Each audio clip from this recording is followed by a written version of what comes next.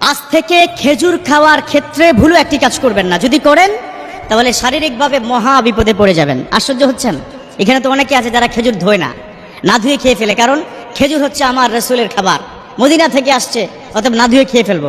ওকে মহাব্বত করেন, সব ঠিক আছে। এই কথাটা আমার নয়, সৌদি সরকারকে বলেছে।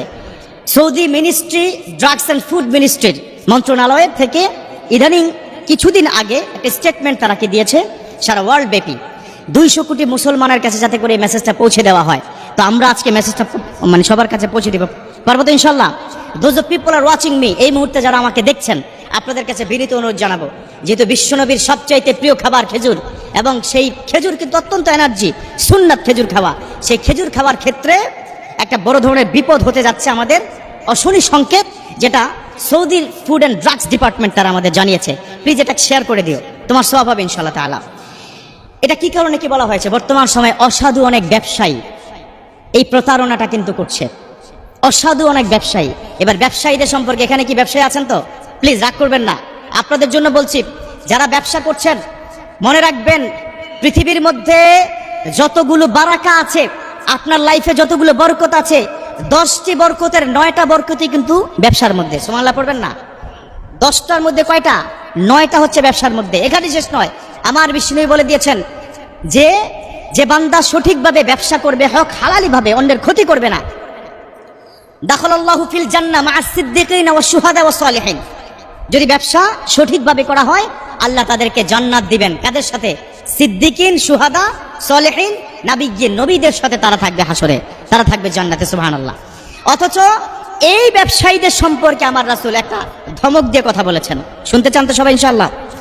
বলেছেন, মান গশশানা ফালাইসা মিন্না, যে ব্যবসায় প্রতারণা করবে সে আমার উম্মতি না, he is not part of my উম্মাহ। আর মানে আল্লাহ রাসূল অস্বীকার করেছে, ব্যবসায় প্রতারণা করবা তুমি আমার উম্মত না। বর্তমান সময় অসাধু ব্যবসায়ীরা অনেক সিন্ডিকেট করছে। আজকাল তেলের দাম কেন কি বাড়ছে জানেন? সিন্ডিকেট। একটা কথা কি বলে দেই, যারা খাদ্য মজুদ করেন, আপনাদেরকে একটা অ্যালার্ট করতে চাই। Listen to me very carefully, it's a message from my beloved prophet সাল্লাল্লাহু আলাইহি ওয়াসাল্লাম। এটা আল্লাহ রাসূল বলে দিয়েছে, যে ব্যক্তি 40 দিন খাবার গুদামজাত করে দ্রব্যমূল্য বৃদ্ধি করলো, 40 দিনের একটা ইবাদত তার কি কবুল হবে না। কথা বুঝতে পেরেছেন? একটা দোয়া, একটা নামাজ, একটা ইবাদত আপনার কবুল হবে না। অতএব ব্যবসায়ীরা কিন্তু আজকাল এটা করেন। ফরমালিন চিনেন? শরবত খাওয়া যায় নাকি? ফরমালিন দিয়ে শরবত খাওয়া যায় আজকাল নাকি? আর তাই তো করছি আমরা, ফরমালিনের শরবত খাচ্ছি আমরা।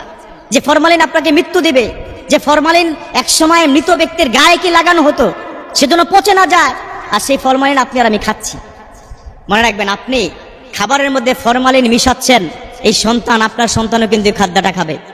আপনি ওই প্রতারক হয়ে যাবেন। বিশ্বনবী একদিন খেজুর, একজন মানুষকে দেখলেন যে সে বাজারে খেজুর বিক্রি করছে। উপরের খেজুরগুলো শুকনো, তিনি খেজুরের যে মোড়াটার মধ্যে হাত ঢুকিয়ে দিলেন, দেখলেন নিচের খেজুরটা হচ্ছে ভিজা। কথা কি বুঝতে পেরেছেন? নিচের খেজুর কি ভিজা কেন? কারণ শুকনো খেজুর আর ভিজা খেজুর কি আপনি যদি মিলিয়ে দেন, ওজনটা কি বাড়বে না? শুকনো খেজুর ওজন তো কম। এই কারণে তিনি খেজুর ভিজিয়ে দিয়েছেন। বিশ্বনবী তাকে জিজ্ঞাসা করলেন, কি ব্যাপার, উপরেরটা শুকনা নিচেরটা কি ভিজা কেন? তিনি বললেন, হুজুর বৃষ্টি হয়েছিল, বৃষ্টি হলে কি উপরটা কি ভিজে না, নাকি নিচেরটা ভিজে?